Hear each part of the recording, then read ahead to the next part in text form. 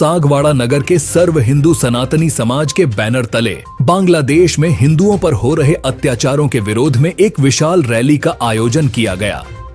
इस रैली में भाग लेकर वागड़ के प्रसिद्ध कथावाचक कमलेश भाई शास्त्री, पूर्व सांसद कणकमल कटारा, विधायक शंकरलाल टेचा, पूर्व विधायक अनिता कटारा, प्रधान ईश्वरलाल सरपोटा, जिला प्रमुख सूर्या आहारी, पूर्व प्रधान रेखा रोत समेत बड़ी संख्या में लोग शामिल हुए।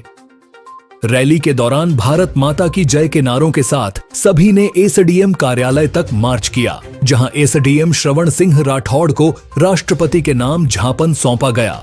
ज्ञापन में बांग्लादेश में हिंदुओं के साथ हो रहे अत्याचारों पर गहरी चिंता व्यक्त की गई है। ज्ञापन में भारत सरकार से आग्रह किया गया कि इस विषय पर शीघ्र संज्ञान लिया जाए और बांग्लादेश में स्थित हिंदू परिवारों की सुरक्षा के लिए ठोस कदम उठाए जाएं। साथ ही बांग्लादेश सरकार से इन असामाजिक तत्वों पर कड़ी कार्रवाई की मांग की गई है। ज्ञापन में यह भी कहा गया कि हिंदुओं के साथ हो रहे इन अत्याचारों को हल्के में नहीं लिया जाना चाहिए, क्योंकि यह एक सुनियोजित षड्यंत्र का हिस्सा हो सकता है, जिसका उद्देश्य भारत के हिंदुओं में भय का माहौल पैदा करना है। ज्ञापन में जल्द से जल्द कार्रवाई कर हिंदुओं को संरक्षण दिलाने की मांग की गई है। Bureau report, Kuldeep Singh, Dungarpur post, Sagwara. आज पूरे विश्व की दहलीज पर एक संकट खड़ा है, टेररिज्म का। पूरा विश्व उसकी चपेट में आया है। उसका एक हाल में बांग्लादेश ने एक उदाहरण दिया, एग्जाम्पल दिया। उन कट्टरपंथियों ने बांग्लादेश में सत्ता का तख्ता पलट करके वहाँ की जो मूल पीएम जो आवास है उसको खदेड़ कर वहाँ के कट्टरपंथियों ने अंदर तक अपना पांव पसार लिया। ये विश्व के सामने बहुत बड़ी चैलेंज है।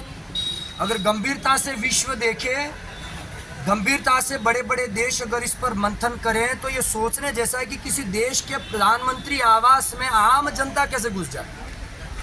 क्या है ये, किसकी मिलीभगत है? इतनी बड़ी सेना मूक खड़ी है, दर्शक बनकर खड़ी है बांग्लादेश की, तो क्या है, कौन है इसके पीछे? इस सत्ता पलट के पीछे, इस टेररिज्म को सपोर्ट के पीछे कौन है? वैश्विक लेवल पर मंथन करना पड़ेगा। दूसरा मैं एक और कह रहा हूं कि छोड़ो विश्व की बात, हमें विश्व की नहीं करनी है, लेकिन जो संकट में है आज वो हिंदू है। विश्व के अरब कंट्रीज के 57 देशों में मुस्लिम महिला को केवल भारत ने शरण दी। बांग्लादेश के पीएम को, शेख हसीना को केवल भारत की धरती पर सुरक्षा महसूस हुई। तो आज विश्व के सामने भी ये मेरा पैगाम जाना चाहिए कि केवल एक महिला को सुरक्षा 57 देशों में, अरब कंट्रीज में बड़े बड़े फैसले लेने वाले किसी के पास में न लेकर केवल भारत में उसको शरणागति लेने का भाव क्यों खड़ा हुआ? और केवल 45 मिनट के उस दायरे में उस महिला ने कैसे अपना सामान पैक किया और कैसे भारत से कोऑर्डिनेशन बिठाया और कैसे भारत की सेना ने उड़ते विमान को आते हुए देखकर उसको सुरक्षा में लेकर इस धरती पर उतार कर आज तक उसको प्रोटेक्शन में रखा गया है। ये भारत की अहिंसा का सबसे बड़ा उदाहरण है, विश्व अगर समझे तो।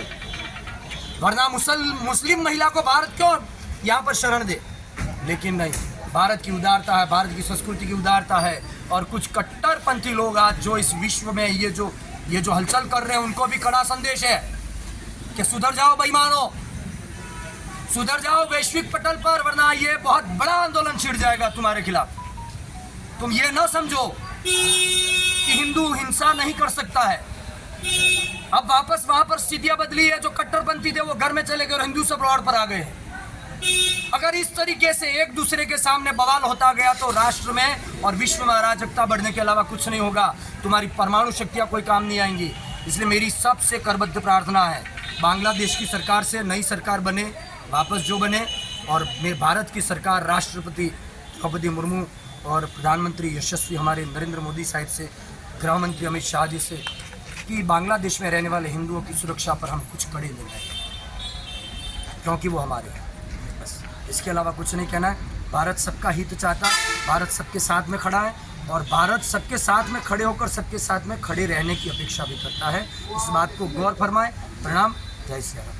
बांग्लादेश से आकर वामपंथी कट्टरपंथियों ने, और वो शरण लेते लेते सागवाड़ा तक भी पहुंच गए हैं। मैं सरकार से गुजारिश करूंगा, यहाँ के और अगर ये बेईमान वहां से यहाँ आकर बसे हैं तो यहाँ से खदेड़ कर भगाना पड़ेगा उनको। ये जमीन हमारी है, ये गगन हमारा है, ये फसल हमारी है, ये बरसात हमारी है। तुम चाहो रहना तो रहने के लिए ना नहीं है, लेकिन यहाँ पर हमारी संस्कृति में आकर ढलना पड़ेगा, वरना फिर कुचले भी जाओगे। ध्यान रखना, हम हिंदू हम हिंदू हैं, हमें हिंसा करना सिखाया नहीं गया है, लेकिन समय आने पर जान देने के लिए सबसे आगे आग में खेलने का इरादा भी ये हिंदू ही रखता है। भाषणबाजी करने के लिए खड़ा नहीं हुआ मैं यहाँ पर, मुझे पता है इसके परिणाम कितने बुरे और कितने